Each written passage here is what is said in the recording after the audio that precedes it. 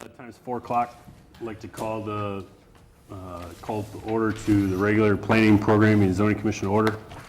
First item on our agenda is approval of the May 7, 2013 agenda. So moved.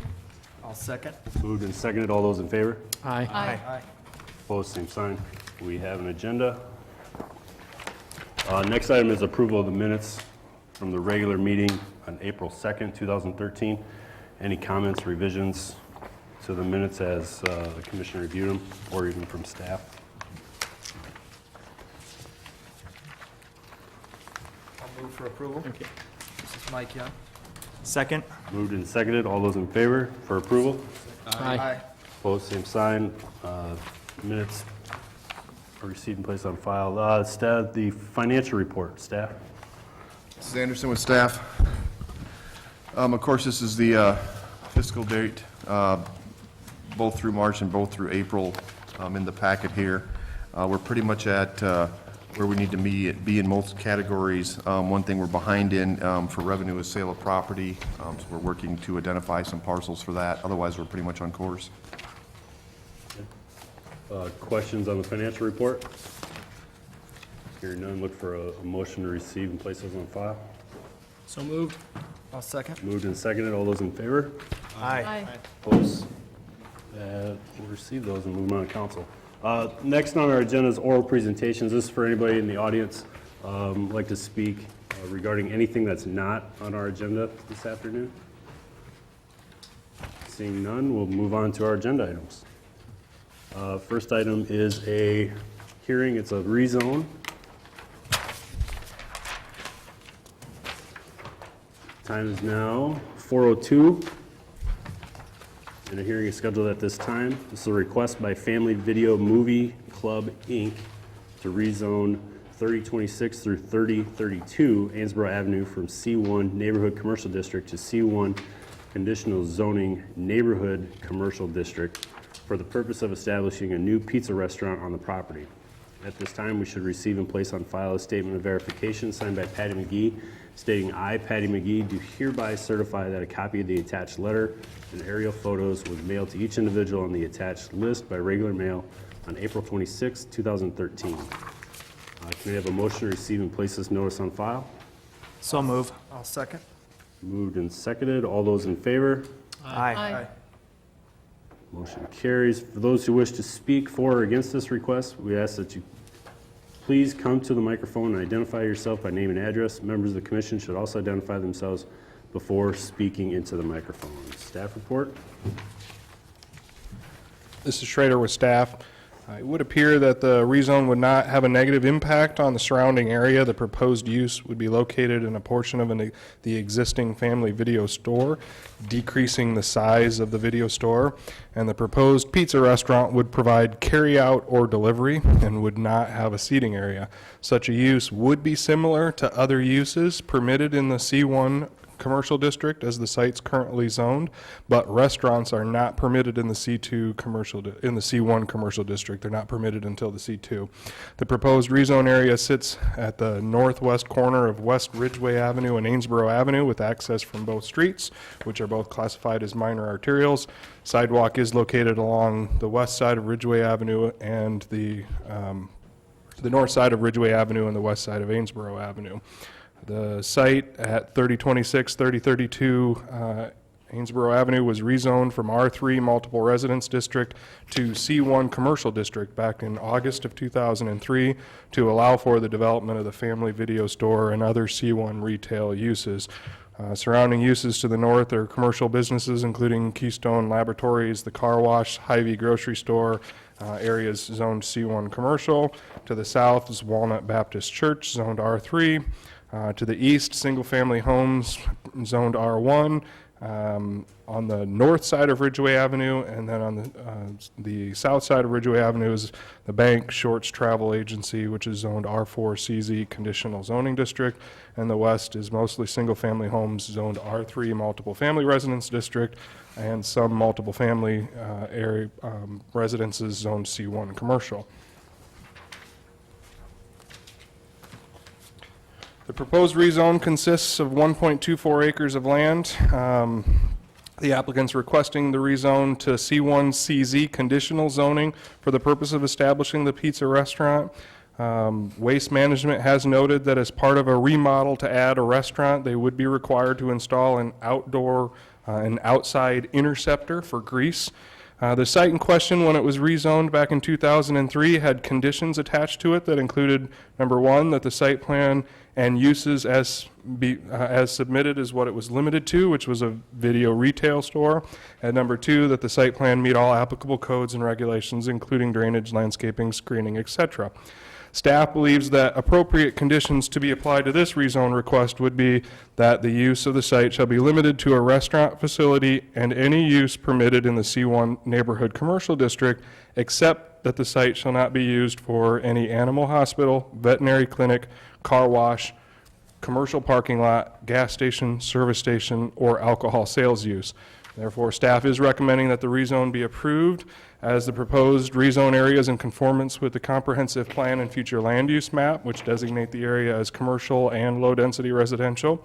The site in question would appear to provide sufficient space to meet all required regulations, including setbacks, parking, drainage, landscaping, screening, etc. And the proposed rezone area is already served by all necessary utilities and subject to that condition as noted, limiting the use of the property. Any questions for staff? Seeing none, anybody in the audience like to speak for or against the rezone request? Go ahead. My name is Alex Bullington. I'm the district manager for Family Video. I just wanted to be here to answer any questions you guys have about the zoning. Any questions for the applicant's manager?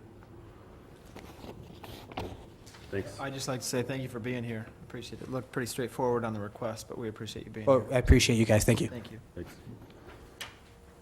Anybody else in the audience like to speak for or against the rezone request? Seeing none, bring it back up to the commission for discussion or motion.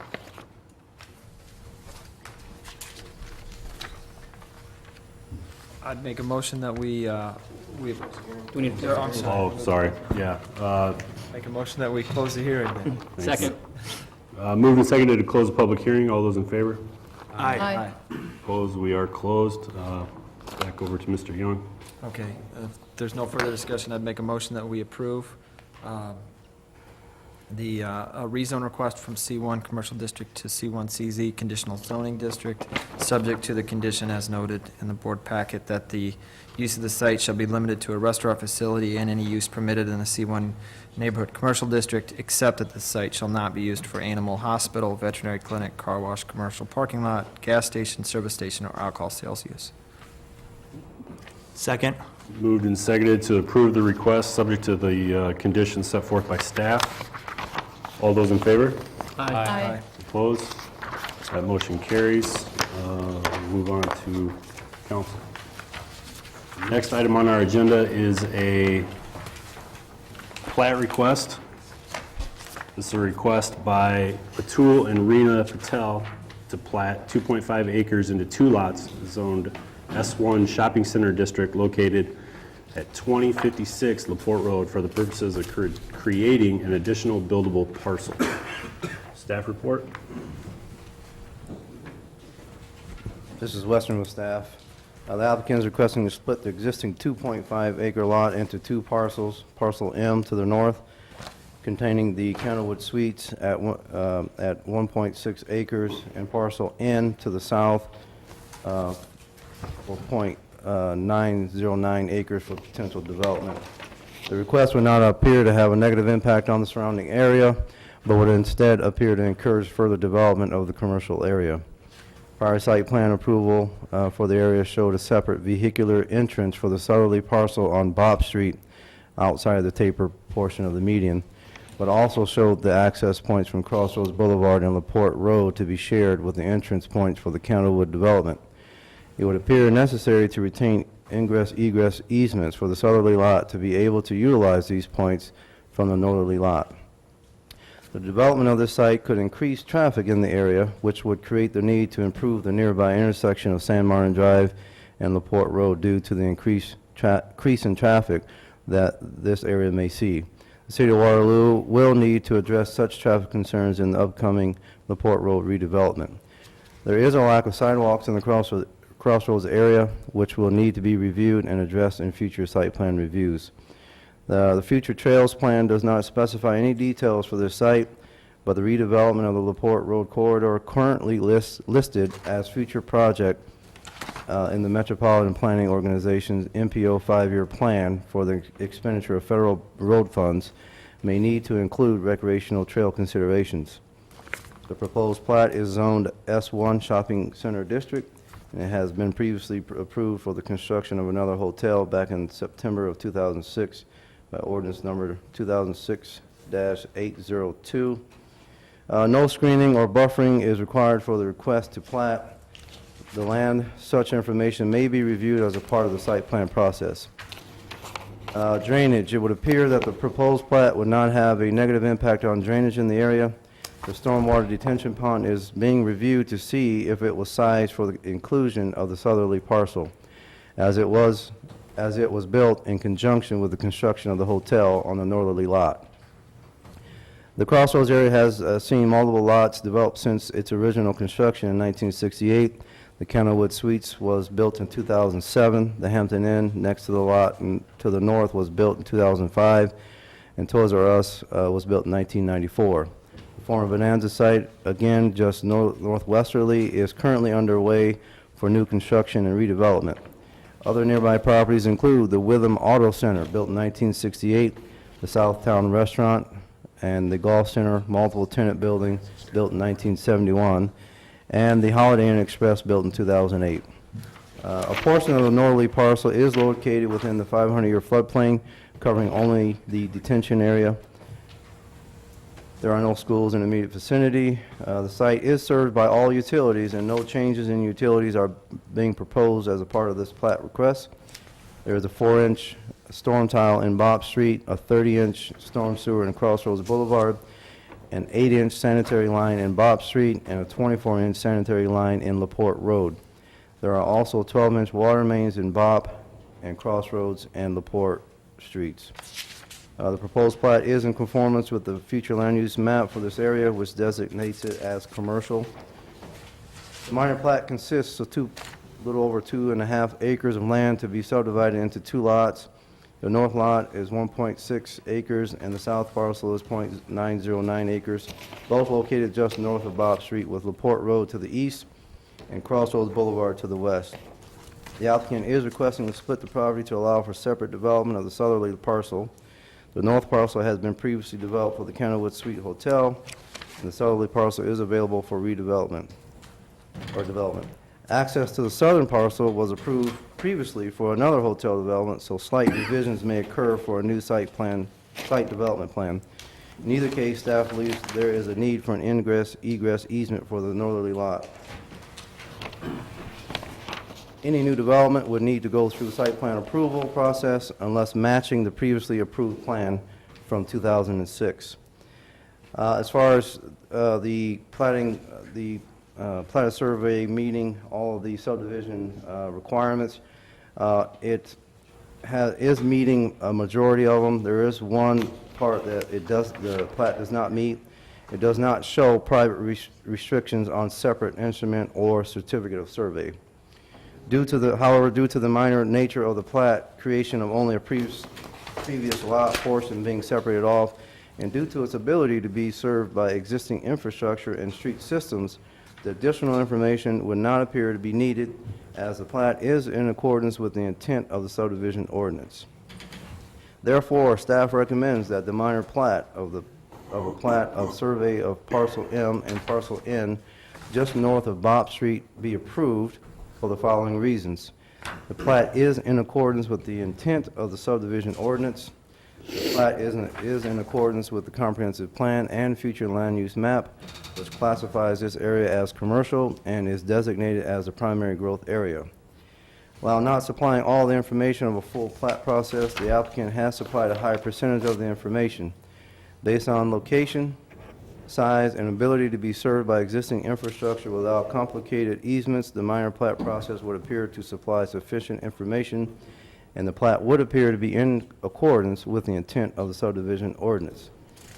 And subject to the following conditions, that the access points be reviewed by city staff and the developer for the southerly parcel, and if determined necessary, that ingress egress easements be retained on the northerly parcel to ensure development options for the southerly parcel.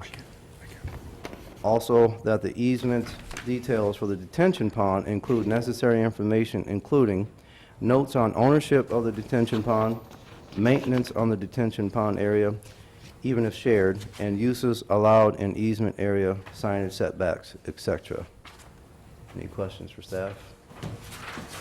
This is Tack. I just had a question about the sidewalks. Do you have a timetable when they're looking to see about reviewing those? I don't have a specific timetable. I know it's probably way in the future, but Noel could probably answer that a little better. This is Anderson with staff. Normally, the sidewalks, what we're talking about, the sidewalks, I think, along the Crossroads Boulevard portion would be built in when the development occurs. We'd also be looking at, as part of the redevelopment of the LaPorte Road area, the potential of a trail system over there. That is slated in 2017 to start kind of that design process, and we'd have to see how that would go. Okay. This is also Anderson with staff again. Just one note. It notes in the staff report the north parcel at 1.625 acres and the south at 0.909. Since the original staff report and the revised drawing, and one thing they changed between the two was how the stormwater pond is considered for ownership purposes. I don't think it makes any difference in the way that we've structured the staff report, but just as a minor change, the north parcel is 1.458 acres and the south parcel is 1.076 acres. So again, they kind of changed the exact lot cutting through that stormwater detention area from one to the second one, and we're fine with either one. Other questions for staff? Anybody in the audience like to speak to this plat request? See none, bring it back to the commission for discussion or a motion. Make a motion to approve the request, subject to the two conditions that staff laid out here. I'll second. Moved and seconded to approve the plat request subject to staff conditions. All those in favor? Aye. Opposed, same sign. That plat request carries. The next two are also plat requests, and if it's okay with staff as well as the commission, one's a preliminary, one's a final plat for the same parcel. Like to kind of combine those two into one vote. Okay. So we have a request by Proactive Holdings 4 LLC for an 8-lot preliminary plat and final plat of Crossroads Retail Center Edition to allow for the redevelopment of an existing commercial property generally located on 17.8 acres bound by East Ridgeway Avenue, Sears Street, and East San Martin Drive. Staff This report. is Andera, staff. Applicant is requesting to plat the area near the intersection of East San Martin and East Ridgeway Avenue into 8 commercial lots. Request would not appear to have a negative impact upon the surrounding area or land use. Property is zoned for commercial development. It would appear that platting of the land would be beneficial to the surrounding area by attracting further retail development. Request would not appear to have a negative impact upon traffic. However, the development of the site could increase traffic in the area, which could create the need to improve the nearby intersection of San Martin Drive and LaPorte Road due to the increase in traffic the area may see. Also, there's a lack of sidewalks on the Crossroads area. Wording would need to be incorporated into the deed of dedication that addresses sidewalk installation along the property in question. Nearest sidewalk in the area is located on the south side of Sears Street, just to the south of the plat. East Ridgeway Avenue and East San Martin Drive are classified as minor arterials, and Sears Street is classified as a local street. During the past several years, the city has invested money into improving traffic operations and flows along East San Martin Drive. The area of the proposed plat is Zone C2 Commercial District. Surrounding land uses include to the north, single-family housing and some professional office, zoned R4. To the south, existing commercial development, Zone C2. To the east, existing commercial development, Zone C2. And to the west, multiple family residence, Zone R4, multiple family residence district. There are multiple sanitary sewer and storm sewer lines that traverse across the property. Directly in front of the former plaza, 12-inch sanitary sewer line runs north and south through a 20-foot wide easement, then turns eastward and connects into the existing sanitary sewer that runs along the north-south segment of East Ridgeway Avenue. On the southern portion of the property, a 48-inch storm sewer runs east and west through an existing 20-foot wide easement. There is also private storm sewer located on the northern portions of the site in question.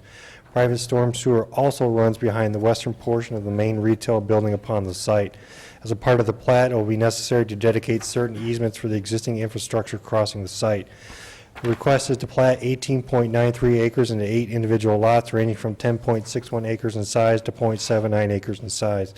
Elevation of the site ranges from 856 on the eastern portion of the site to 865 near the existing mall. The applicant is proposing to redevelop the now vacant mall, putting the mall on the largest of the lots with the proposed subdivision. The other 7 lots are being created for the purpose of incorporating outlots into the overall development of the site for new retail, restaurants, and businesses. Applicant's engineer has submitted both a preliminary and final plat for staff review. When going through the checklist for both plats, there are multiple items missing off the submitted plats. At this time, no deed of dedication has been submitted for the proposed subdivision. Therefore, staff recommends that the request for the preliminary and final plat of the Crossroads Retail Center addition be approved due to the following reasons. The plat can be serviced by the extension of existing utilities in the area. The plat is in accordance with the subdivision ordinance and would appear to meet the requirements of the zoning ordinance. And the plat is in accordance with the comprehensive plan and future land use map, which classify this area as commercial. And the plat will create an infill development site within the primary growth area and subject to the condition that a deed of dedication is submitted. Questions for staff? Anybody in the audience like to speak to this plat request? Seeing none, bring it back up to the commission.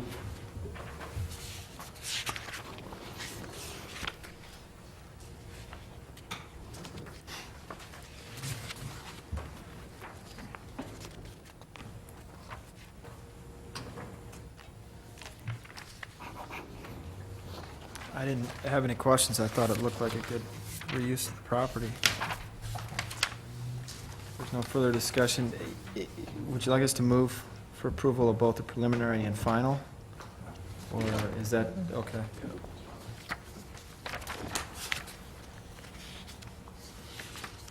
Then I'll make a motion to, excuse me,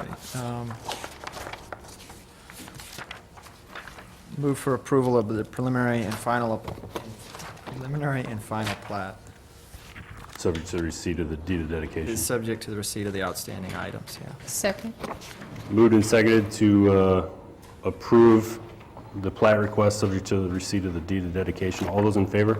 Aye. Opposed, same sign. That plat request is approved. The next items, the next two, it's again a replat or a plat request, a preliminary and final. Again, with staff and Commissioner Brew, I'd like to combine both of those again. This is a request by Prime RELEC LLC, for the 3-lot preliminary plat and final plat of Crossroads Plat Number 10 to allow for new commercial development on a property generally bound by Crossroads Boulevard, Bop Street, and LaPorte Road. Staff report? This is Graham with staff. Now, the request would not appear to have a negative impact on the surrounding area, and the plat would promote additional development in the area, which would add tax base to the city and will be consistent to the surrounding commercial development in this area. The plat would have frontage along LaPorte Road, Bop Street, and Crossroad Boulevard. LaPorte Road is classified as a minor arterial, while Bop and Crossroads are classified as local streets. Again, this development, the development of the site could increase the traffic in the area, which could create the need to improve the nearby intersection of San Martin Drive and LaPorte Road due to the increase in traffic that this area may see. Currently, there are no sidewalks along any street adjacent to this property. The plat does show Tract A, which is a 20-foot strip of land along Crossroads Boulevard that would be dedicated to the city in order to construct a sidewalk on that site. Property is zoned S1 Shopping Center District. Utilities, there is an 8-inch sanitary sewer that does enter the property from the southwest that serves Crossroads Shopping Center. That 8-inch line connects with a 10-inch sanitary sewer line within this property as well, and then it runs to the northwest and connects into a 10-inch sanitary sewer line within Bop Street. That then connects to a 10-inch line along LaPorte Road. There's also a 30 and a 36-inch storm sewer located within Crossroads Boulevard adjacent to this property, in addition to a 4-inch drain tile located along both Crossroads Boulevard and Bopp Street. Future land use map does designate this area as commercial, so it would be in compliance with that designation. The preliminary and final plats consist of 3 lots, as well as that Tract A, which is that 20-foot wide area of land along Crossroads Boulevard. The 3 lots to be platted total 10.4 acres in size, with Lot 1 being 1.23 acres, Lot 2, 1.6 acres, and Lot 3, 7.17 acres. Tract A, which is for the sidewalk purposes, is 0.46 acres in size. The proposed plat would allow for the creation of 3 new lots, which could be developed with any future uses that would be allowed in the S1 Shopping Center District. At the time of the staff report, the preliminary plat didn't have the 2-foot contours intervals that staff requires. However, they did submit an updated preliminary plat, so that wording is not relevant anymore. Therefore, staff is recommending approval of both the preliminary and final plat of Crossroads Plat Number 10, as it would be in accordance with the subdivision ordinance and can be served by existing utilities. The plat is in accordance with the comprehensive plan and future land use map, which classify this area as commercial, and the plat will create an additional infill development site within the primary growth area. Any questions for staff? Seeing none, anybody in the audience like to speak to the plat request? Seeing none, look to the commission for discussion or motion. Stack it, move that we accept the request of the preliminary and the final plat of Crossroads, plat number 10. Second. Moved and seconded to approve the plat request. All those in favor? Aye. Aye. Opposed? That plat request passes. The next is another plat request. It's a request by Levi Sires to plat 0.59 acres into 2 lots zoned R2 1 and 2 family residence district located at 150 to 151 Periwinkle Way for the purpose of subdividing the 2 homes on the existing property into 2 separate lots. Staff report? This is Schrader with staff. The request would not appear to have a negative impact on the surrounding area or traffic or pedestrian conditions in the area. The proposed plat is in conformance with the future land use map for this area, which designates the area as low-density residential. The minor plat consists of 2 parcels of land containing a total of 0.59 acres, which is located off of private Periwinkle Way just south of Rainbow Drive. The applicant's requesting to split the property so that the 2 existing dwellings can be on individual lots.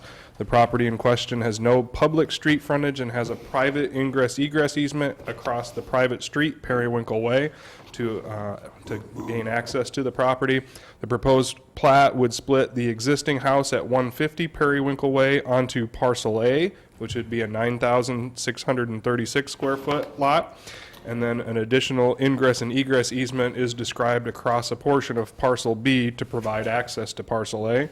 And then the existing house at 151 Periwinkle Way, along with a detached garage, would be split onto Parcel B, which would be a 16,763 square foot lot.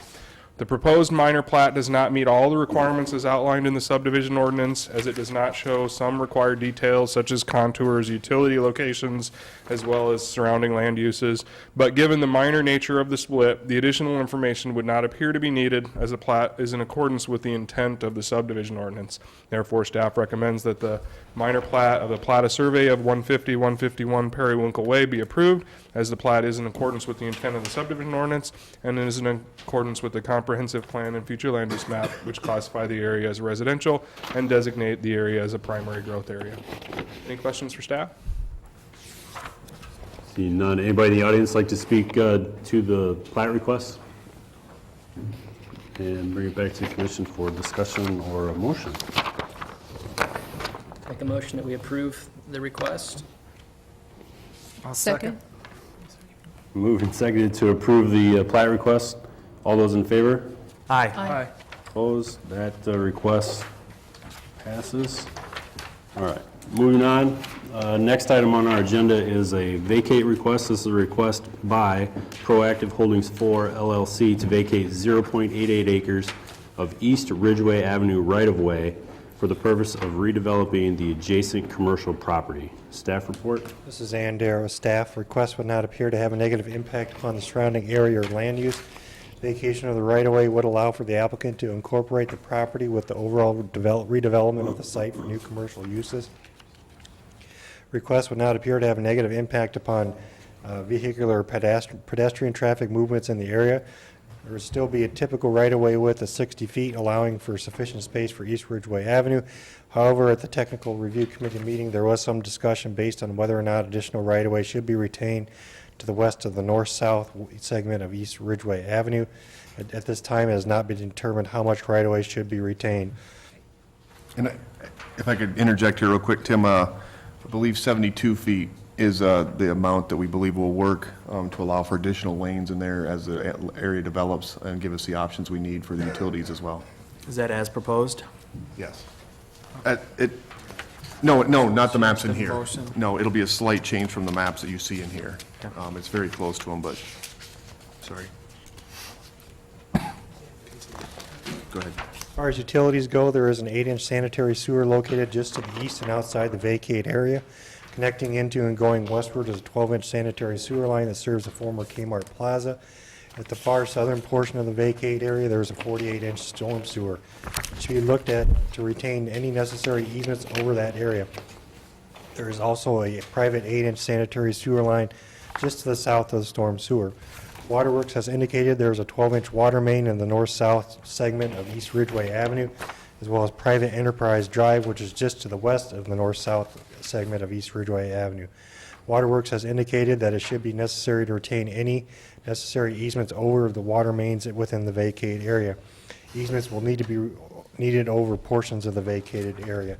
Applicant is requesting to vacate .88 acres of city right-of-way along East Ridgeway Avenue, just north of East San Martin Drive, for the purpose of incorporating the vacated right-of-way with the former Kmart Plaza. Recently, the applicant purchased the property, is in the process of redeveloping the vacant site. It would appear that the right-of-way is excess and not needed for current or future public purposes. It is staff's recommendation that the request to vacate the approximately .88 acres of East Ridgeway right-of-way be approved for the following reasons. 1, the request would not appear to have a negative impact upon the surrounding area. 2, the request would not appear to have a negative impact upon pedestrian and traffic conditions within the surrounding area.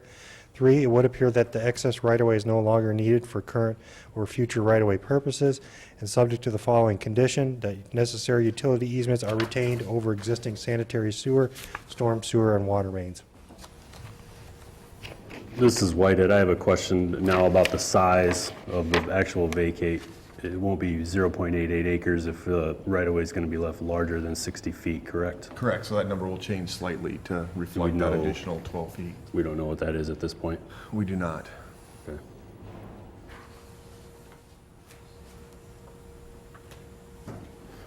Any other questions for staff? Anybody in the audience like to speak to the vacate request from Proactive Holdings? Seeing none, bring it back to the commission for discussion.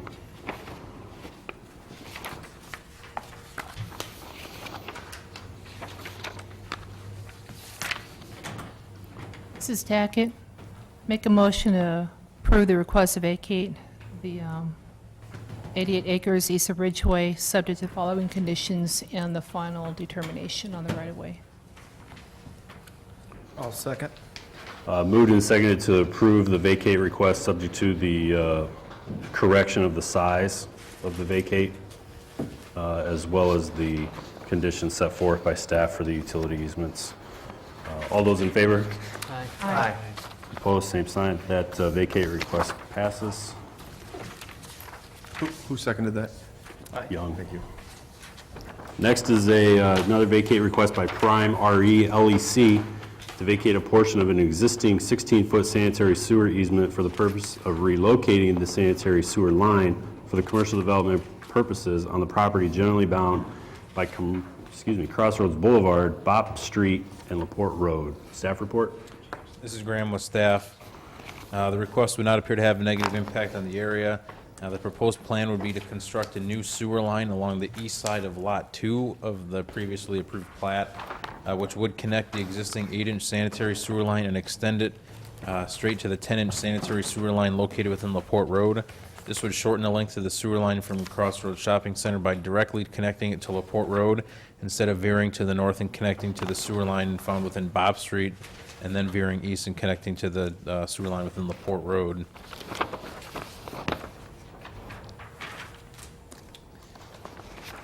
The applicant is proposing to plat this property, as you guys had just previously approved the plat, for the 3 lots for commercial development.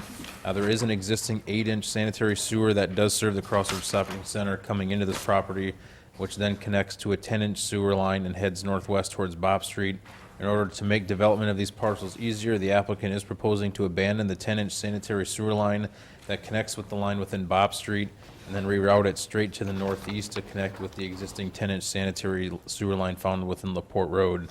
By doing this, it would get rid of a sewer line and easement that would run right through lots 1 and 2 of the plat, leaving only the sewer line and easement along the southern edge of lot 2.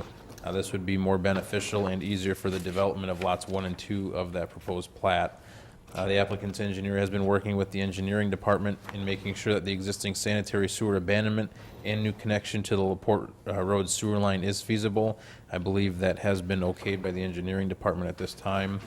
Therefore, staff is recommending that the 16-foot sanitary sewer easement be vacated, as a request would not appear to have a negative impact on the area and would appear beneficial for development of the site, and the request would not appear to have a negative impact on vehicular or pedestrian traffic in the area. And the request is in accordance with the comprehensive plan of future land use map, and subject to the following condition: 1, that the new sanitary sewer extension connecting the existing 8-inch sanitary sewer line to the 10-inch sanitary sewer line within LaPorte Road be approved by the engineering department, and a new 30-foot sanitary sewer easement be dedicated. Any questions for staff? Go ahead, Eric.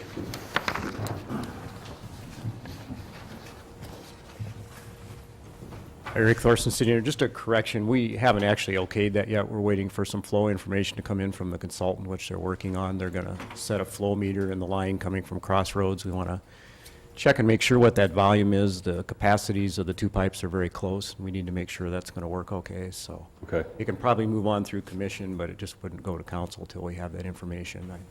We think it's going to be okay, but it's going to be real close. We need that flow information. Okay. That's been requested from the consultant at their suggestion. All right. Thank you.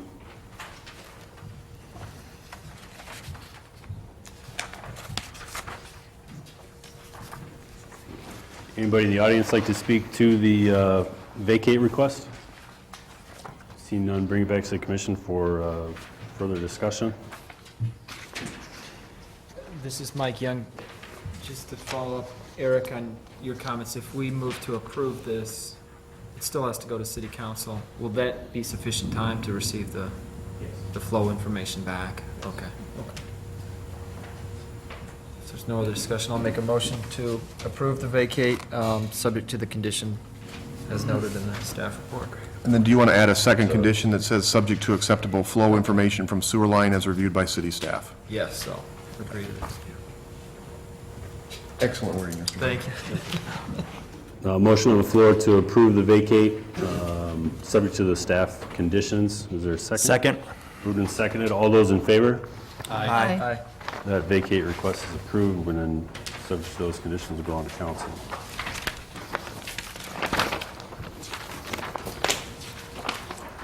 Okay, next is a encroachment agreement. This is a request by Craig Wells for an encroachment agreement to allow for the construction of a 2-foot tall retaining wall 8 feet into city-owned right-of-way located at 2300 West 7th Street. This is Andrew, staff. Just before the meeting, I passed out staff reports for this particular request. So applicant is requesting approval of an encroachment agreement to allow for the construction of 2 retaining walls, each approximately 2 feet in height, to encroach in the right-of-way of West 7th Street and Lorraine Avenue by approximately 8 feet. Request could have a negative impact upon the surrounding area, as approval of the encroachment agreement could set precedents for other properties in the area to request to have similar encroachments into the right-of-way. Request could have a negative impact upon traffic conditions. The site is a corner lot, and having the retaining wall extending 8 feet into the right-of-way could create some site visibility conflicts at the intersection. Currently, there is no sidewalk in front of the property in question, and if sidewalk were to be extended in the future, the retaining wall would create a conflict and would have to be removed. There is an 8-inch sanitary sewer line located within both West 7th Street and Lorraine Avenue. To the north of the intersection of West 7th Street and Lorraine Avenue is a 10-inch storm sewer. Waterworks has indicated that they have a 6-inch water main 20 feet to the east of the west right-of-way line of West 7th Street. They have indicated that the retaining wall may not have a conflict on the utility. However, they have indicated right-of-way should be protected and reserved for public purposes. Mid-American Energy Company also noted there is gas on the south side of Lorraine Avenue, and if the retaining wall is approved, the applicant may have to relocate the gas line, which could cost $2,000 to $3,000. In the past, encroachment agreements the city has entered into have included provisions that allow the city to give a notice of termination of the agreement if the right-of-way is not needed for any future or public purposes. As noted before, the applicant is requesting to construct 2 retaining walls extending 8 feet into the city right-of-way on both West 7th Street and Lorraine Avenue. The property in question is located at the southwest corner of West 7th and Lorraine. The retaining walls will each be 2 feet in height. The right-of-way in question is currently used for road purposes and public utility purposes. When visiting the site, there did not appear to be any overhead electric within the right-of-way. There are no public sidewalks within the right-of-way in question. However, existence of the retaining walls could potentially cause some difficulties to extend sidewalk in the future, and if sidewalk is constructed, the retaining walls will need to be removed. Also, recently, Waterloo was designated a Blue Zones community. The city intends to focus on areas of the community that do not have sidewalk and install infill sidewalk in those areas. Staff believes if the encroachment agreement is approved, it will set precedents for other property owners in the area to request similar requests. The applicant has noted that the reason they want to install the retaining walls is to improve water runoff and control erosion. They have also noted that the wall will enhance the property. The purpose of right-of-way is meant for public purposes, allowing such uses as transportation, both vehicular and pedestrian, as well as allowing public utilities and private utilities such as sewer, water, gas, electric, and cable. A property to the south at 2318 West 7th Street has a retaining wall in front of their property. However, it would appear that it is located behind the sidewalk cut and completely on their property. It would appear that the applicant has the ability to construct a retaining wall entirely on their property. Both the engineering and planning departments are not in favor of this request and are recommending denial. Therefore, staff recommends that the request for an encroachment agreement located at 2300 West 7th Street be denied for the following reasons. Approval of the encroachment agreement could set precedents for other properties in the area to request to have encroachments into city right-of-way. It would appear that the applicant has other options and could construct a retaining wall completely on their property. And 3, the construction of the 2 retaining walls in the right-of-way could inhibit the ability to extend sidewalk in the future. Any questions for staff? Anybody in the audience like to speak to this encroachment agreement request? Yeah, good afternoon. My name is Craig Wells, and I do live at 2300 West 7th, and I have for the last 32 years. And during that time, we've made a lot of improvements to this property, including last year, we built a retaining wall on the south side of the property, which thankfully did not require any city intervention. Again, I approached my contractor this year, and when I applied for this, I did not have his plan, but I do have a plan that I'd like to share with you today. If you come and get these plans, and maybe I'll give you a little better idea what we're trying to do.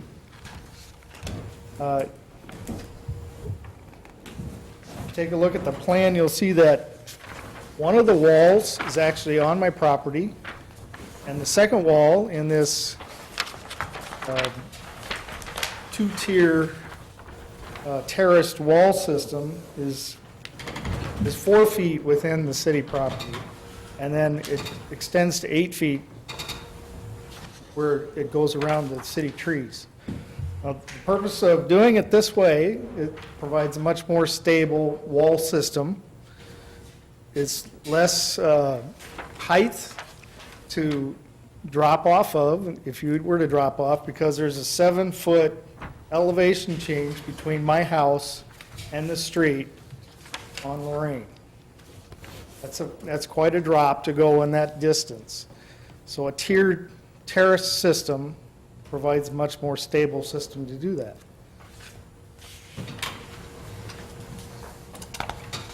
Yes, it would be landscaped, it would look nice, but it's really protecting not only my property, but the city's property along the side there, to keep it from eroding, to keep the soil from washing into the street, and basically stabilize the whole area.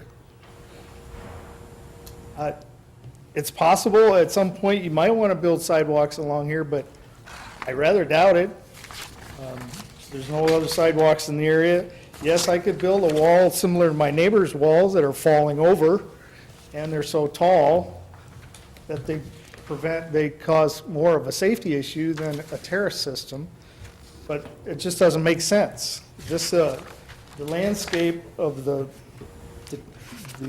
flow of the land is already basically terrace. I'm just trying to support and stabilize it. I know the application says I'm going 8 foot into the city right-of-way. Well, the second wall is really only 4 foot into the city right-of-way, and it only extends to 8 foot when it goes around the 2 trees that we're also trying to protect.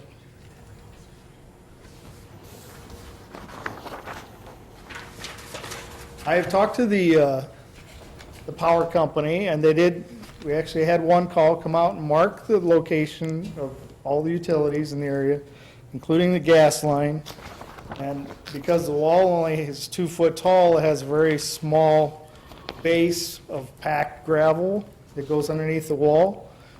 They're not concerned about the gas line. In fact, they would have to bore under the 2 trees that exist there already if they wanted to replace it or do anything with that gas line.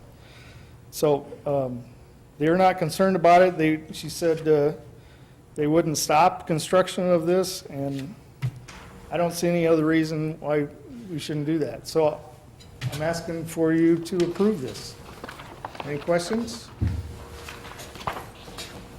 Any questions for the applicant?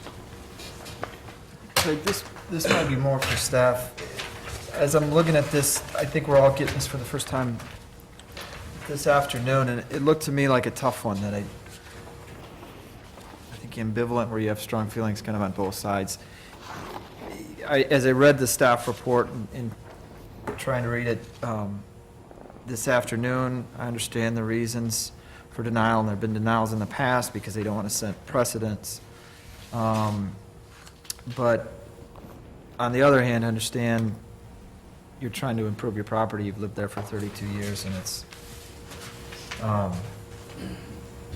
seems like if a sidewalk hasn't been placed there and there hasn't been anything else there, and you've taken care of this part of the property, you should be able to improve your house. I don't mean to just automatically go to this, but what I'm thinking is there some sort of middle ground from the staff perspective or from the city perspective that you can look at? What the applicant wants is to deal with the elevation.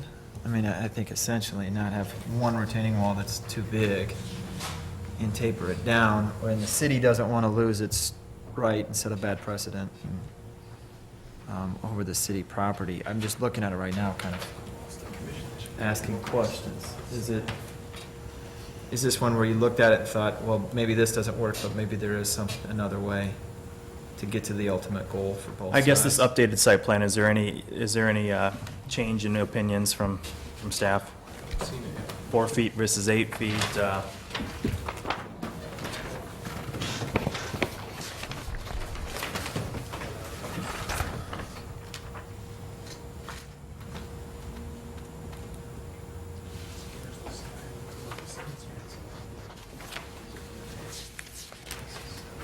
Mrs. Tackett, I have another question in trying to understand, because I understand you want to do something to help with the erosion and the trees, and we want to keep the right-of-way for utilities. I'm wondering if it's approved, who takes care of that property if it's an encroachment? Is that city's responsibility? Does that get annexed onto the owner? I guess kind of in a legal sense, how does something like that get handled? And right now, if there is an issue, is that something that the city can address so that he doesn't have the erosion factor? You're saying if the property's eroding right now, who has to fix that? That, and also when we have, if an encroachment was approved, does that get added on to the existing parcel that the wells own? Or is that just being allowed to go on the city, and if anything should happen to that, who would be responsible? Since it's an encroachment, would it fall upon the city or does it fall upon the owner? I'm just trying to think that long-term, if something like this happens, kind of who's responsible, so that if we allow it and then all of a sudden you're burdened with something, or I'm just kind of wondering how would that all work out, or is that a concern? The Code of Ordinances provides that the property owner, the adjacent property owner, is responsible for maintenance and upkeep of that area within the right-of-way from the edge of the curb back to the property line. So if it's, left in its current condition, the property owner is responsible to address kind of the erosion issues. If a retaining wall is allowed to be put in, the property owner still has the responsibility of the maintenance of that retaining wall. The question can arise on liability that such a retaining wall in the right-of-way can create. If approved, we do use a fairly standardized encroachment agreement form, which does have wording that attempts to put all liability onto the property owner and remove it from the city. However, that's, obviously, going to be reviewed by a judge on a case-by-case basis, whether or not, there would be liability passed on to the city. And then the other thing that is standard that we would put in encroachment agreement is if the area is needed for some sort of public purpose, such as a sidewalk, that the property owners, that we can cancel and the property owner is ordered to remove. It's just always, even though we put that wording in there, it's always kind of been a concern, and we've always tried to use encroachment agreements very sparingly as possible, because it's going to be difficult dealing with those types of encroachments. The larger encroachments, the harder it's going to be to deal to get those out of the way for a project like that. So, but ultimately, to answer your question, the property owner would be responsible to maintain that area regardless of what the retaining wall is put in or not. Let me ask a question for the owner. And this is an extensive plan. It looks like you put a lot of time and probably invested some money into it already. What's your, do you have a plan in place where you could get it inside the property line? Because with the significant investment you're putting here, it's, it becomes a liability in the case that there's, a need for the utility companies to come in and dig up certain areas and so forth. I mean, are you able to change your plan again and get it within the property boundaries? A change to the plan to move it inward would cause more excavation of the land, as it doesn't match the slope of the land that's there now. And that's why the contractor came up with this plan at this location, because it's the best place to match the slope of the land that's existing there. And really, you're stabilizing, it's better to stabilize it the way it is than to dig it up and move it to a different place.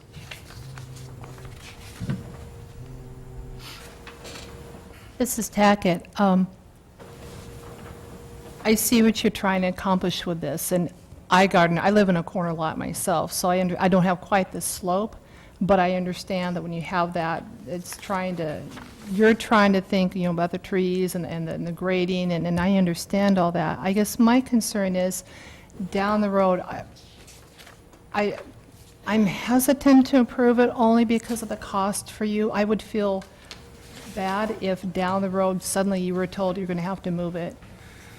And that's kind of what I'm understanding. Even though an encroachment comes in, if they come in and they say, you need to move that wall out, that's going to be a huge expense, and I don't. I'm not for a concerned about sidewalk. that. I will take that risk. I don't have a problem with that. I don't think there will be anything built there by the city, sidewalks or otherwise, so I'm willing to take that risk. Don't worry about that. This is Schrader with staff. I just got a couple of comments and then maybe some clarifications for the applicant. This revised plan that's been submitted does appear to be at least an improvement over the previous one. Obviously, we would still have some concerns. It's still an encroachment, and a fairly substantial one. But in looking at, if I'm reading this right, and so this would be the clarification from the property owner, the previous plan was showing a two-tiered system included on 7th Street, and is that completely gone? Now you're just going to... No, this is the first phase of this, and this will be completed this year, and then the next phase, which will be the front, will be completed next year. Last year, I built the wall on the south side of the property. This year will be the north side and then the front. But it'll be the same encroachment. First wall will be built on the property line, and the second wall will be built 4 feet out into the easement. And the other thing, I would say it looked like from the previous plan, the second tier, the inner tier was being showed just off the property line in the right-of-way, and it looks like on this one now it's shifted that inner tier to just inside the property line. Is that correct? Correct. Okay. It's a little confusing in the kind of over on the far left, there's a property pin marker, and it looks like that inner wall is behind that. Correct. But over on the far right side of the page, there's a property marker that goes out farther. I don't know. Yeah, that's an error. I'm Okay. sorry. Then The the other... one on the left is correct, and it is located at that point. Okay, the other clarification I would question is, will any fill material need to be brought in, or are you still going to cut a little bit for where that lower retaining wall is going? There will be some cut to get that upper wall behind the property line, and that then- will be used for fill behind the wall. Behind the wall. And so the top of the outer tier, the tier closer to the right-of-way, would be a little higher grade than current grade because you're going to use that fill material there. Say that again. The top elevation of that outer tier is going to be a higher grade than currently exists No. at that point because you're taking the cut material from the upper tier to put down to the bottom tier. No, I'm taking the cut material for the second tier and placing it on top of the upper tier. Oh, the upper tier? Yes. Okay. No, it will not be higher. It will actually be lower, to drive to your point about the obstruction of the traffic. It'll actually be a little bit lower in the front yard and the side there than it is now. That is an important clarification, and that is better than what was previously understood. I mean, obviously, there might still be some concerns, and I don't know if, Eric, you want to add any additional comments on the concerns, but it is at least better than the previous proposal. This is really a refinement. My first sketch, I'm sorry, it was a little rough, but this is basically, professionally drawn refinement of the first plan.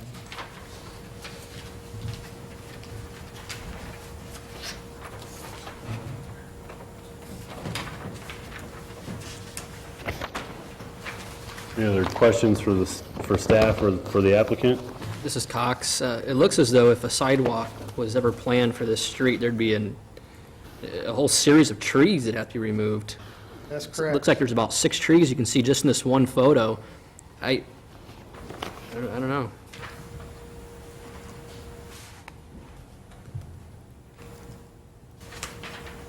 And unless you want to build the sidewalk 4 feet off the curb height, you have to do some excavation there too.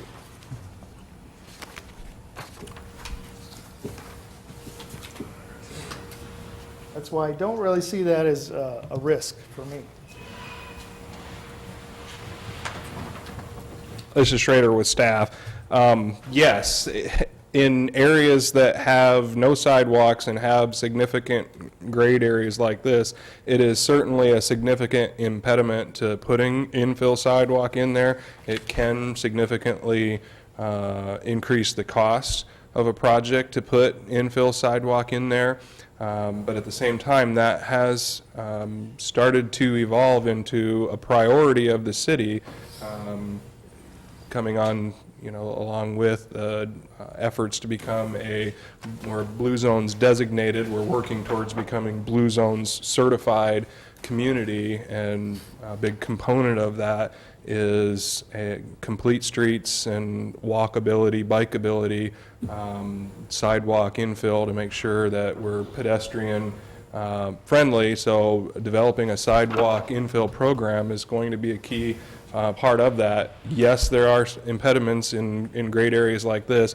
One of our major concerns is making sure we don't increase that impediment by additional obstructions. Yes, there would be wording in the encroachment agreement, if approved, that the property owner would be responsible to remove, but it still becomes cumbersome, and then if you start seeing every property along that route doing it, it can just become more cumbersome for that project if a sidewalk infill project is done on that site. And I can't say for sure what the likelihood or what the timeline might be, but I can just say that is becoming a priority of the city to look at sidewalk infill. Any other questions for the applicant or for staff? Yeah, this is Rankin. So you're planning to wrap this on around Yes. the front side of the house in a fashion like this shows, or? Yes.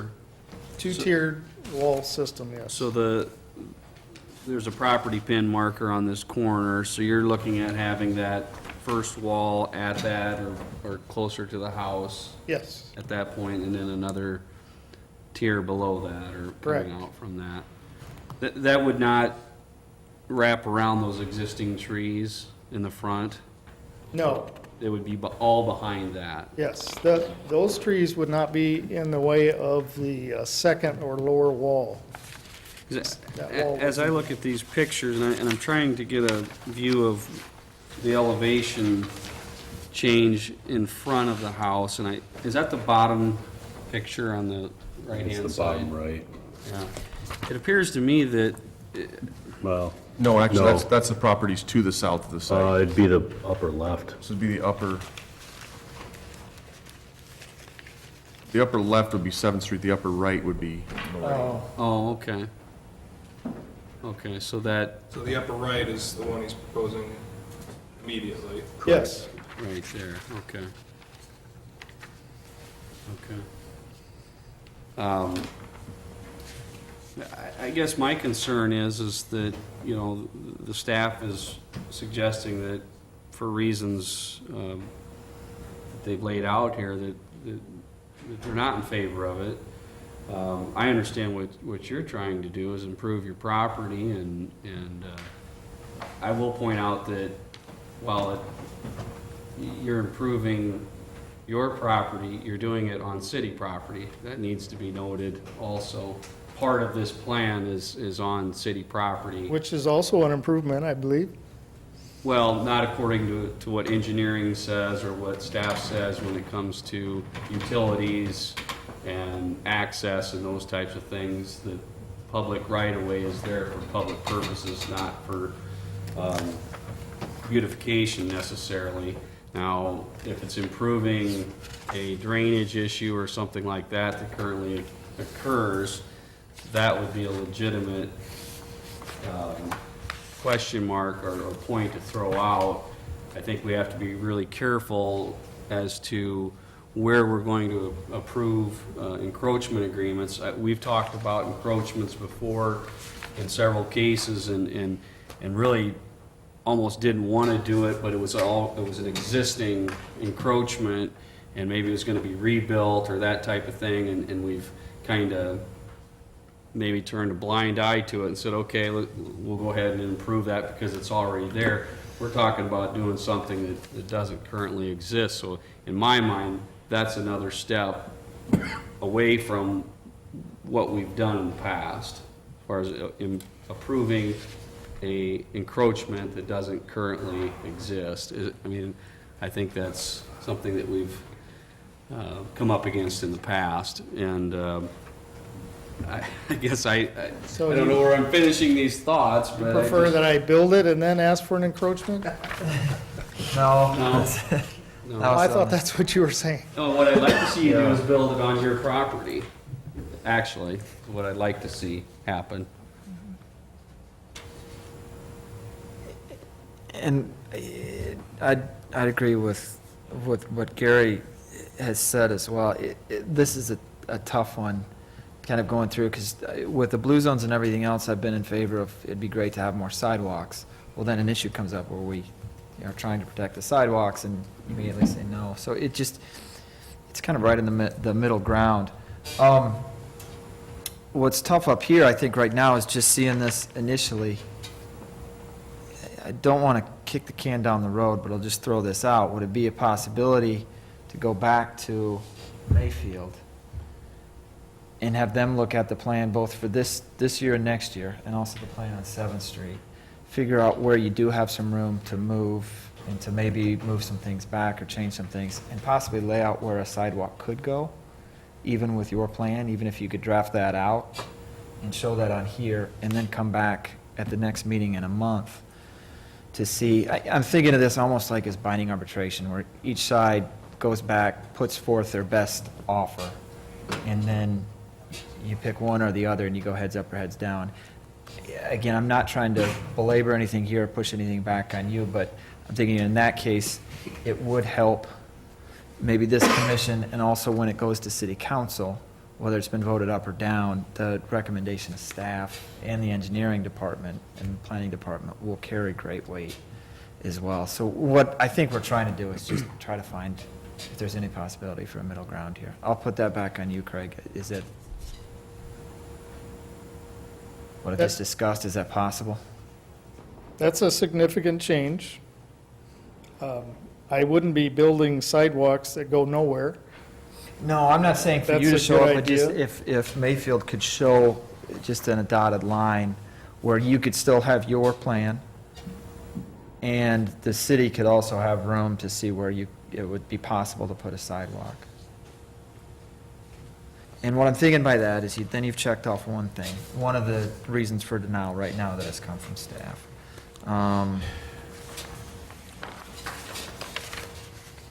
There are other items as well. It's obviously, it sounds like if you can go back closer to the house at all, that helps as well. It does appear that there's more right-of-way along Lorraine, is it Lorraine? Yeah, rather than 7th. Yeah. And then on 7th Street, it looks like there's 18 feet to the city right-of-way to the curb, whereas it looks like it's wider, maybe 4, 6 feet wider on. So I don't know where that proposed sidewalk would go, and maybe on the Lorraine side, there's currently enough room to do that, if that were to be the plan. But if it were to go along 7th Street, maybe there wouldn't be enough if you came out the 4 feet into the right-of-way. I think that's maybe part of what Mike's looking at too. Again, I'm trying to match the contour of the land. You can see that on the front, there's already a stairway, concrete stairway with railings. If I went back away from that, I would have to tear that out and rebuild it.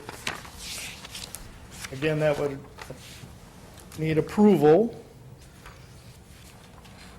because that does encroach on the right-of-way. Unless there's some ruling about what does encroach and what doesn't encroach. I never could get that from anybody in the planning department. Is flat work encroach, stairways? How high does a wall need to be? 1 foot, 2 foot? Is it just decorative? Is it actually a structure? It's very difficult to get information from the city people about what actually encroaches. This is Cox. Mr. Wells, you've been there for 32 years. Yes. How much erosion have you seen in 32 years in your side yard and front yard there? Well, I have no problem finding that pin that's on the corner of my lot. I would say that's probably dropped considerable height, 8 inches off the corner. How much of your desire to see this approved is beautification of your property as opposed to concern for erosion? Well, my primary concern is to stabilize the land, to keep it from shrinking away. I don't want this to affect, my house, the foundation, and everything that goes along with that. It's very difficult to grow anything on land that's eroding. So in the front there, that's all bare ground. So, I'm sorry, so I'm clear, so in 32 years, you've lost 8 inches of erosion, is that correct? I'm estimating that.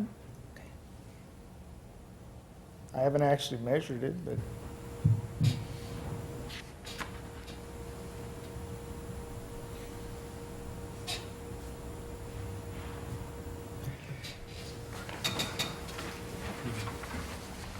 Any other questions for the applicant?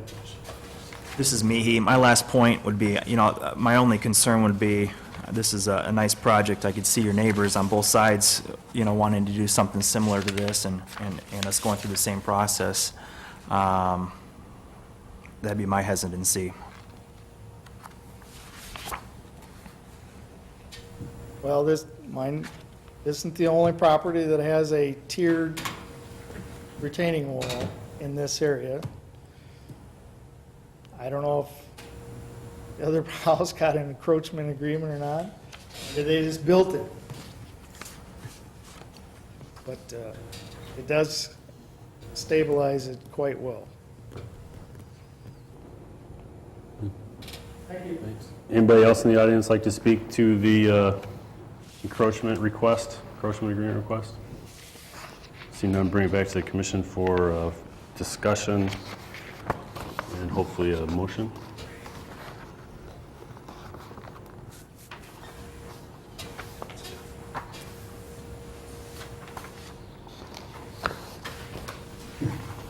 Mr. Wells, if you could, it's certainly you're right, you've submitted the application, and it's your right to have us vote on it. Getting back to my earlier point, though, do you want the opportunity to go back and meet with the city staff with the new plan that you've got here and the plan for 7th Street before we vote on it, like at our next meeting, or not? Or do you want us to vote on it right now with the information we have? And I'm asking that because what we have in the packet is a little bit different than what we have here, and all of this is a little bit new to us. Well, it's not that much different. I mean, you're looking at one phase of a two-phase project. And besides maybe moving the wall inward just a little bit, the contractor did move first wall inside the property line. Other than that is pretty much the same. If you want me to change it, if I have to go back to the contractor, it's going to be significantly different. If you don't approve it today, I guess there won't be a two-tiered wall system. We'll just have to deal with the contour as it is. Okay, I'm thinking on the side on West 7th, Yes, the drawing that's here, yes. has it changed? from That's the next what we phase have? of this project. Okay, and you're asking for approval of that as well? Well, it cost me $100 to apply for this. I figured I might as well get Yeah, approval for both sides at the same time, but part of the reason why I'm asking you if you want us to vote on it tonight or table it till next month. I would like to know, am I going to be able to build a tiered wall system or not? And the other option, I think, is if it is denied, you can always go back and reapply, I guess with a slightly different plan, or not? Or you can get approved and go on to city council, or you can get denied. and I go mean, back this to is just a city council. recommending body. Yeah, So yeah. the city council will hold the final decision on whether or not you'll actually get to build it or not. So if this body recommends approval or denial, It doesn't actually change the vote required at the city council meeting. It'll be up to the city council. Obviously, they take this board's opinion as a recommendation, but then it's up to the council to vote. Well, I don't know, I think I presented my arguments against each of the objections that the staff had. I don't know that there's anything else to make of it.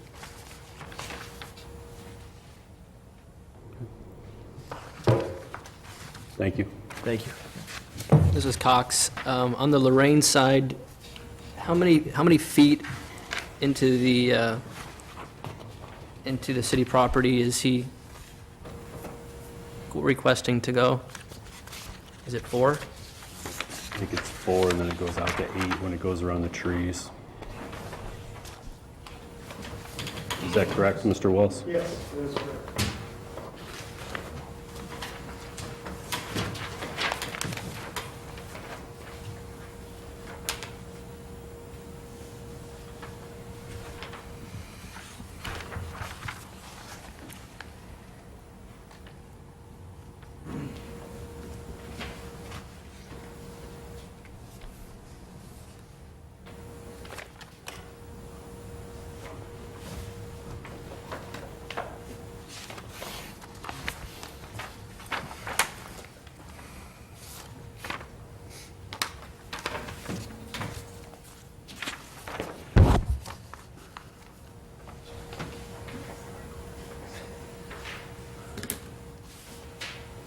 Any other discussion points, motions?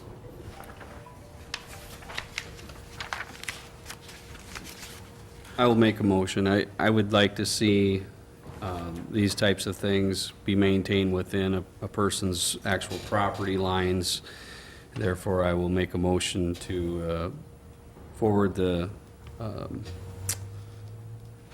denial request by the staff. Motion on the floor to deny the requested encroachment agreement. Second. Moved and seconded. We'll do a roll call vote. So a yes means that you are denying the request. Cox? No. Whitehead? Yes. Tackett? Yes. Rankin? Yes? Young? No. No. Mehy? Yes. 4-2. The denial passes 4-2. So I guess options are to resubmit a plan. Oh, sorry, yep. And then see what they say, and then go from there. So, thank you for your time.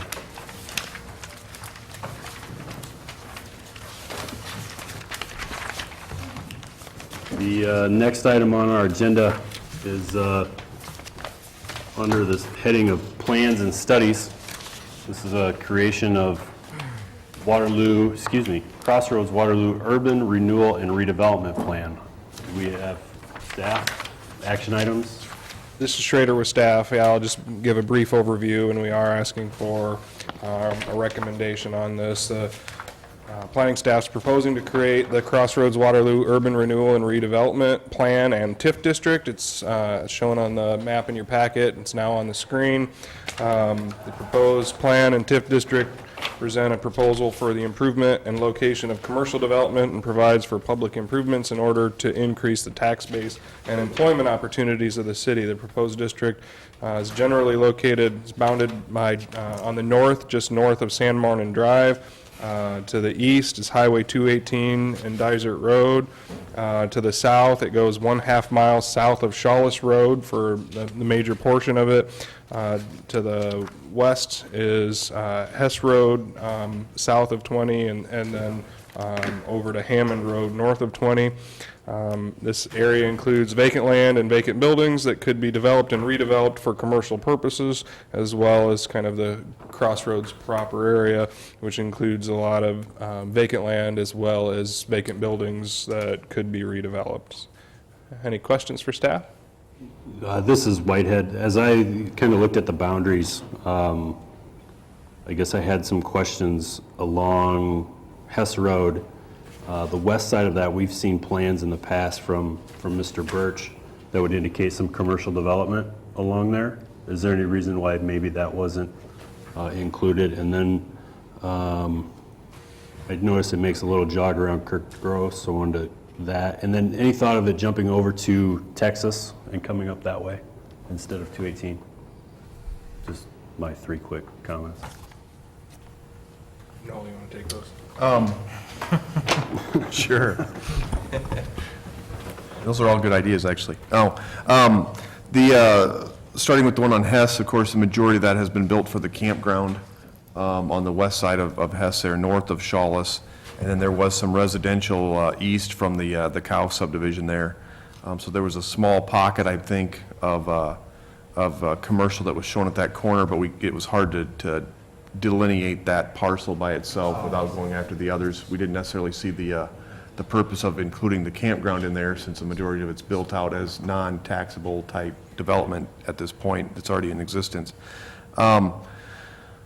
Moving ahead, I thought we did include, so I have to go back and recheck. This is the most, well, actually, it's hard to follow this as you're going along there, along the south side of Crossroads. It actually includes the Kirk Grove site. This is the part that's in, so it does pick those up and those empty lots south of there. Alexander I Drive. would say that it does not. Kirk Gross is these properties right here. That's their office building. Yes, yep. Look at the one on the screen there. It'll be actually easier to see. So the part in the yellow and the part you're talking about. I'm still believing it's outside it. Yeah, I think they might be out. I think it's on the other side of This is this. the part that's in. Correct. This should be their site. Nope, other side. Yeah, I think They're on they the are. other side of the Just- street. Over. Nope, right here. Yeah, I think Yep. that's right. Those 2 properties. I'll have to look this. Yeah, I think it is. Okay, I'll have to look at that. I thought we tried to include that site. It's on the northwest corner of inside the yellow line. Yeah. It's inside it. No, outside. Oh, I'm sorry, you're right. It's outside. Yeah. It'd be closest to the ring, Yeah, you're right. the car lot. and Oh, I their see what you're office saying. building. Yeah, it's further This north little- of Southtown. Right, this little piece right here. And again, since those properties were developed, is the reason why we didn't put them in. There was already a building and a parking lot there. That's not to say we couldn't But this expand that if would, they but thought this there was would going to be include, development as there. the title implies, redevelopment, correct? Correct. I mean, they're viable businesses there. It's not to say it couldn't be amended to include those. I mean, if Menards wanted to redevelop, Correct. And the reason we included the Menard site was because they have the large lot there. Their former front parking lot was sitting there. Your other question about going across Texas Street, and Eric may be better, it gets difficult making legal descriptions going across highway sections, is why we did not go over to Texas Street at this time. This is Schrader with staff. Yeah, I would just, a few follow-up questions. Some of what dictated where this boundary fell was regarding, what could be legally described. That's not to say that it would be impossible to legally describe Texas. It might be able to, depending on if it's following,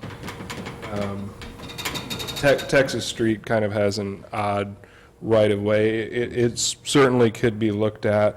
That was, I think, the same thing with what you're referring to as the Kirk Gross, is it was easiest just to go down the right-of-ways there, plus it was kind of looked at as primarily already developed, so wouldn't necessarily see a huge benefit from being in. Certainly could if they're going to do a major redevelopment, but I think the intent of the plan is for primarily for benefits for good-sized projects, so it would have to be a fairly large redevelopment. But the other thing, just to comment briefly on, is, on the process, we have initiated the process of creating this TIF district, including consultation with the taxing entities, and the city council has already taken action to set a date of hearing. Obviously, they haven't acted on it yet, but they've acted to set a date of hearing, which includes publication.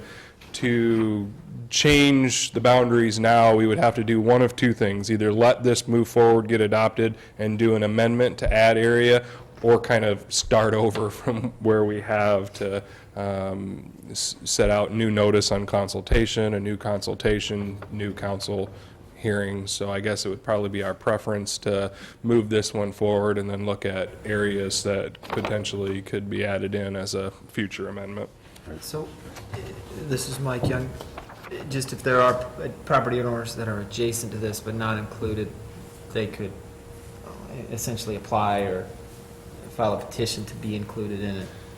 And if there were a few, you could wait until, do those all at once type of thing, if there were. Is that possible? Correct. I mean, we don't. You don't planning to add them we don't later, really but have I'm a just. formal yeah. application process, but, I mean, yeah, they would basically express interest, which a couple of owners already have. We did hear an interest from the owner on the northwest corner of Shawless and Hess, and that's kind of, being looked at. There's not a large area of planned commercial there, and this would provide tax incentives for commercial development, so we weren't really trying to get into the residential areas, so, that can be looked at, but yeah, we could basically work with interested parties that want to look at expanding it and do it as one amendment. Okay.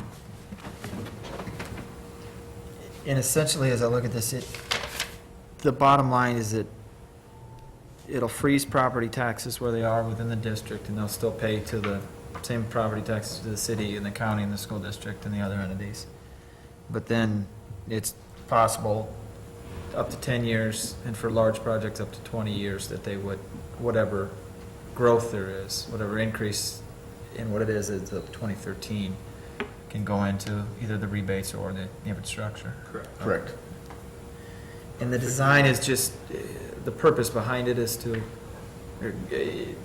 foster growth? Foster growth, yep, we'd like to see more commercial development in the Crossroads area to protect the existing commercial center of the region, and obviously push for more.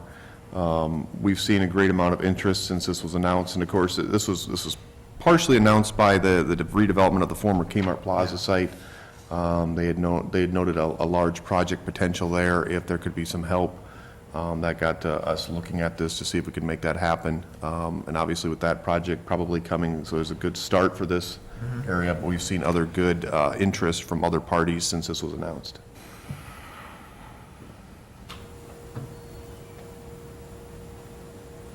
And this is Mike Young. I looked at this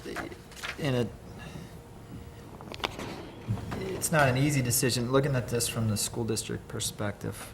And that's why I sit on this board, is because the school district, and as the school board, we just are going through the property tax issue, which we go through every year now. And it's, the downside of something like this is that school districts and the city and the county, which rely partly on property taxes, it takes that out of the equation and the growth. Now, on the other hand, we all want to encourage growth.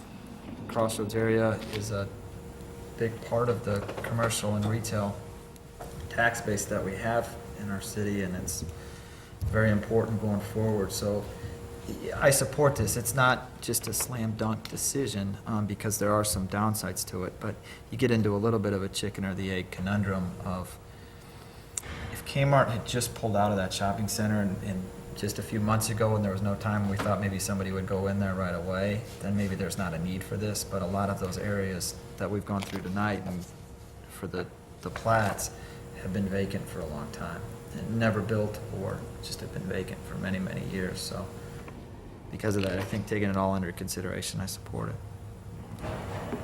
This is Tackett. I had a question in addressing that, Mike, because I understand what you're saying with the tax base. But if we bring in sources, are the companies are looking to come in, would they be coming in from other locations, like other cities or possibly states? And if so, is that why we also are looking to create more housing? Because as businesses grow, bring in more residents, more people in the area to increase the economy that way. Is that kind of what we're looking at a little bit long-term? I mean, obviously, that's kind of the Offset chicken it. and egg thing is there as well. If you bring in more businesses, that means more jobs, that means more people here working, which means more housing, which means more shoppers, which means more businesses, so they kind of feed off of each other. So we're obviously, looking to create more development, more construction to kind of foster both. Which means more schools too, Mr. Young. Yes, yeah, Or students. exactly. It all kind of works together. Thanks, Dustin. But to speak to that, Lynn, if you look at what's happened out there recently, in the last year, year and a half of, Noodles and Company coming into town, locating out there, the Bonanza's being redeveloped with what I've heard is groups that are out of the area currently. So to the concern of we're just moving one piece of the pie and moving it somewhere else, I think it's going to draw more of those outside entities to come into the market to do things like this. So I think it's a plus, obviously I'm in commercial real estate, so it's a big coup for this area. So to keep the viability of it, so. Yeah, some of it seems to be about maintaining the critical mass. Right. And if you lose that, you're in trouble, but if you can keep it going, Right. more people brings in more people. So. So you need a motion of our recommendation to pass this on to council? Okay. Anybody willing to make that motion? I'll move to pass this on to council for further consideration. I'll second. Moved and seconded to approve the plan as laid out and pass that on to council for their approval. All those in favor? Aye. Opposed? Motion carries. Next item is any discussion. Staff, you have anything for us? Hearing none, look for a motion to adjourn. So moved. Moved. Moved and seconded. All those in favor? Aye. We are adjourned.